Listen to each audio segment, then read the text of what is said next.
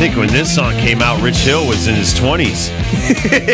He still got the 8-track, man. I still got the car. Man, this song came out, man, I was in the minor leagues. This is his walkout music back in Little League. Oh, my God, these Paranoid, Iron Man. I mean, I was in Baltimore when with the White Sox when Ripken Jr. came out to Iron Man.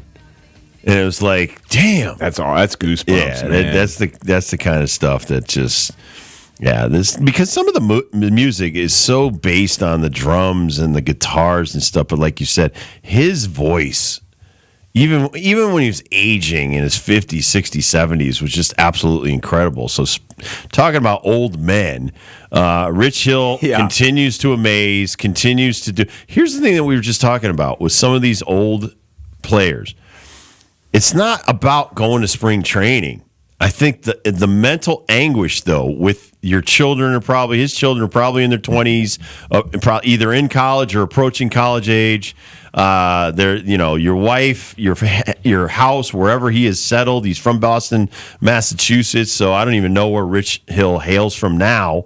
Whatever team's going to have him on the roster, Dibs. But what I'm saying is, every year now you're trying to latch on with a new team. He's played for so many different teams, and it's like, how many more times can you throw a baseball? How many more times can you get up on the rubber and go through the motions because physically he's got to feel like crap some days when he gets up. I mean, I'm 60, 61. And there's days I get up, my neck and my back, I can barely move. And it takes me a while to get going and warmed up. And I'm sure for this guy, I would love to see this dude's routine tonight, getting ready to start at 45 years old. And what kind of anti-inflammatories is he taking? What's the first thing you worry about? Like, you're 45. His legs. Your legs. His knees. You're covering first base.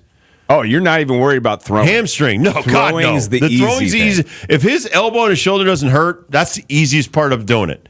But the legs, the hamstrings, the groins, popping something like that on any kind of, misdirection play, fielding a bunt, something like that, and honestly, your Cubs could really be a bunch of a-holes if they did stuff like that. Because, all day, listen, baseball's baseball. It's a humbling sport, but it's also a rough sport.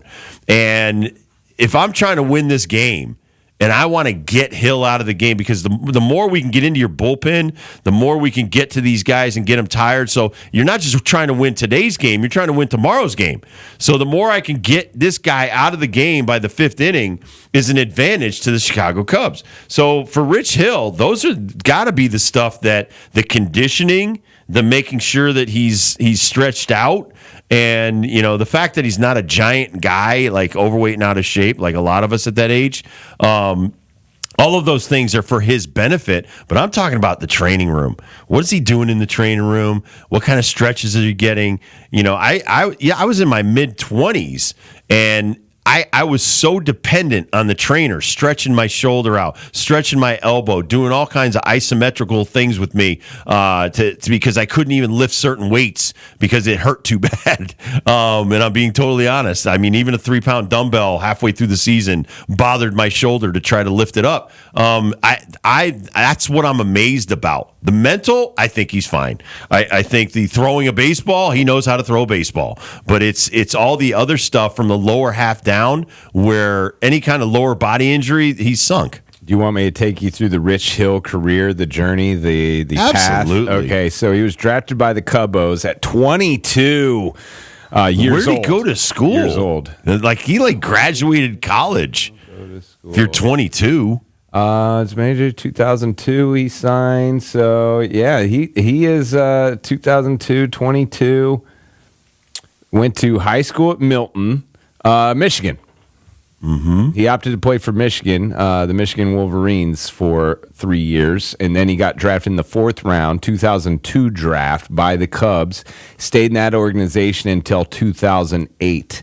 Then he went to the AL East for the first time with the Baltimore Orioles for a season. Then he goes to the Boston Red Sox 2010 through 2012. They get rid of him, and he goes to the Cleveland Indians, because that's probably what, Dabrowski, is that the same time? No, he's still... Never mind. Forget I said that. He's with the Cleveland Indians 2013. Then he goes to Mark Shapiro at that time. Right. Then he goes to the Los Angeles Angels of Anaheim. Wow. Yep. He was played on that team. Then after that season, or midway through that season, the Yankees won him. Picked him up in 2014. Then they didn't want him. And the Red Sox, the rivals, said, we'll take him. And then they didn't want him. The Oakland A's give him his biggest contract to date. 2016, they paid him $8 million. And he was pretty decent. And when you're pretty decent with the A's, everyone wants you. He's 9-3 with the A's. Dodgers gave him the 2.2 ERA, man. He got $48 million from the Dodgers from that performance with the A's, and that was his biggest contract in his career. 2016 through 2019, he played with the Dodgers, and then they didn't want him. 2020, COVID year, he goes to the Twins. Then they didn't want him. Year after that, Tampa Bay Rays say, we'll kick those tires. And then they didn't want him and gave him to the Yankees, the Mets in the same year. Yeah, same year. He went from Tampa Bay to the Mets. And then they didn't want him. And the Red Sox said, well, we stole him from the Yankees. Let's steal him from the Mets. And then the Red Sox picked him up for one more year. And the Pittsburgh Pirates said he pitched pretty well for the Red Sox. We're going to give him another $8 million. At 43 years old, they gave him $8 million. Those Pirates, they're so nice. Then they gave him up to the San Diego Padres, where he pitched for about a month, maybe 2 or 3 starts. Then he goes back to the Red Sox. Tell you what, those Red Sox got a soft spot for Rich Hill. He came out of the pen. He wanted to come back. Third time was the charm, I guess. Wanted to come back, and the Red Sox say, that third time was the charm, but you're 44, bro. Give it up. He's like, I'm not going to give it up. And then he goes to the minors. Goes to the minors for the Kansas City Royals. And guess what? Here we are. He's getting a start once again. Insurance policy for 3 months. 23 years of actual playing baseball. He's got 14.1 years Gets back on the circuit of lousy plane rides and buses for the short trips. And he's willing to do that at 45 years old and tell his wife and his kids, hey, I'm going to go keep chasing my dream that I've been chasing for 20 years. He's made almost 250 starts in his career, appeared in like 390 games. But he's got great statistics, dude. Just if he can make a couple of really good starts, let's say 5 good starts here, he can get his career ERA under 4. It's right at 4.01. So we're like inches real close if he could deal a little bit longer and get that ERA under 4, which I don't think that's why he's doing this, but big dude though, 6'5" guy. Now I'd like to say, wow, we haven't seen this ever. Satchel Paige was pitching when he was like 55, 59. I think he made his big league debut at like 52. Satchel Paige? Yeah, Satchel Paige. Absolutely. I'm trying to find some of the oldest guys ever to do it. So Satchmo. Satchmo is number 1 on the list, 59 years, 80 days, 9 different teams. Old Charlie O'Leary played shortstop, second and third when he was 58 years old. Well, Pete had to be in his mid-40s or early 40s when he was player manager with the Reds. All right, let me get something close to 1960s. Okay, here we go. We got Jamie Moyer did it at the age of 49. Yep. He was 49 years old, 191 days. I don't remember that. Jamie won 250 games. He was really good. Honestly, that guy never threw hard. He should be a Hall of Famer. Here's one of the best position players in our kind of era at an old age. 49-year-old Julio Franco doing it at second, third, and first base his last season. Minnie Minoso did it, I think, in 4 or 5 different decades.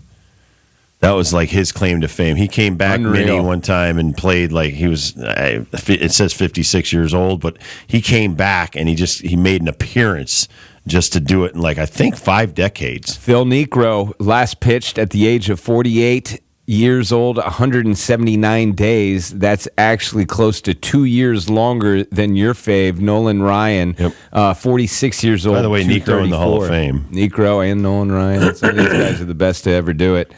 I'm trying to find the. I played with Charlie Huff. He was a hoot. A lot of pitchers, man. A lot of knuckleballers on here. A lot of pitchers. I did not know Randy Johnson pitched to the age of 46 years old until now. Lefty. Tommy John also on the list as well, and we know why. His elbow holds out until he was 46 years old. Carlton Fisk caught until he was 45 years old. Oh, he was insane. Carlton was one of the greatest ever. I was a big Omar Vizquel fan. Can you imagine he was squatting 45. for that many pitches? Exactly. Think about that, man. I can't find another catcher on the. Grover Hartley caught when he was 46 back in 1934. We all remember Grover. Oh, and Gabby Street.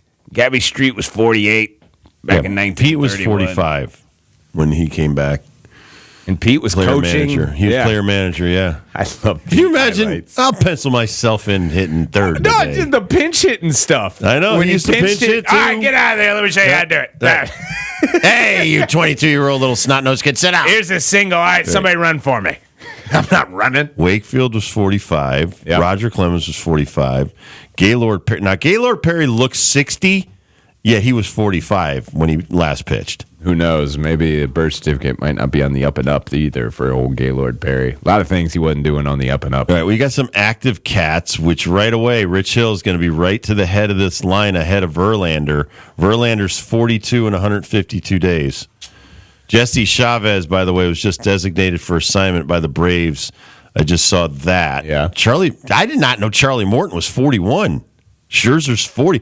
Wow, I'm kind of blown away by some of these guys' Yeah, ages. we got a lot. We got 1, 2, 3, 4, 5. If you count Justin Turner and Rich Hill, 6. Just saw Turner. I was saying this, I think, not in front of you at my house. I was saying, dude, come on, give a kid a chance. To Turner, I know your teammates love you, but let some young guy play. I've been saying this since he got to be a Cub. 5 years too late, bro. Guy really kicking ass and taking names this year. Paul Goldschmidt, 37 years old and 315 days. Oh, you Darvish is. I love you. He's 38. I didn't know he was that old. We don't even know how old he really is. That's the isn't thing he? with He's a lot of these Korean, guys. isn't he? That's the How do thing. we know? We can't trust that birth certificate. He is Iranian and I always mess this. I think he's Japanese and Iranian. Not you. So they're you. going to have to update this and take Rich Hill off of the retired list and put him back on active. They've got him in the last 10 seasons age guys, and you had Bartolo Colon. I was just going to say. Was the oldest one at 45 years. There's two and people I'm 121. thinking of tonight that are so jealous of Rich Hill. One is Bartolo Colon because he's probably on the phone right now like, what? I told you I could do it. Oh, no, just go it. I can do it. And the other is Ichiro. Ichiro would be out there. Dude, Ichiro is pitching over in Japan and throwing in the mid 80s. He's in his 50s. and he probably is PO'd. Hey, I can throw harder than Rich Hill. Did you see what he was doing too? He was throwing from the mound, and he had like 6 bats set up near home plate, and he's hitting them. Every single one. And I'm like, I don't think I could do that in my prime. No. He's an absolute freak. I can't wait for the start, man. Even though it's against my Cubos, I think I might be rooting for the Royals, or at least for the first couple innings. Well, the first Rich few is innings pitching, for man. Rich. You don't want Rich to come up with any kind of injuries or anything like that. I love it. We'll see if anything happens in the next week. We're getting closer to that July 31st trade deadline. All right, so here's why we were talking about Duran yesterday, just to kind of tie a bow on this segment. Jarren Duran, they don't love him in left field. They want to be able to put Rafaela in center, Abreu in right, and put who's the new kid that they just brought up that's been playing really well? Roman. They want to put Roman Anthony in left. So that's, I don't want to say it makes him expendable, but you don't want to put him on the bench. And a lot of teams, including like the Phillies. Listen, Brandon Marsh. I was watching that cat last night. Durant's better than Brandon Marsh. You better believe and it. so it's dude. like, you better believe it. Take Brandon Marsh. You kick him to the curb. Kepler, you could kick him to the curb. You put Duran out there, man. They get a lot younger, a lot faster, and he's a table setter that can get on base. There's that Phillies lineup is a monster lineup, and some of those guys might be having off years, but still, you get them in the postseason, get them hot, get some more blood in there. I think the Phillies could go all the way this year. I don't like what you're saying. Just for my Red Sox friends, I feel like everybody's throwing things at you right now, screaming at the radio. Shut up, Dibble. I'm not trading Duran. Why can't we put him at DH? It's not me talking. This is their front office. They want their younger outfield, but at the same time, when you're competing for playoff, you don't want to trade anybody. But if I can get 3-4 players for Duran, throw them into my minor leagues, and in the next couple of years keep bringing these talented kids up, it's worth it. It's worth it. We'll take a quick break. We'll come back. We'll do Dibbles and Bits next.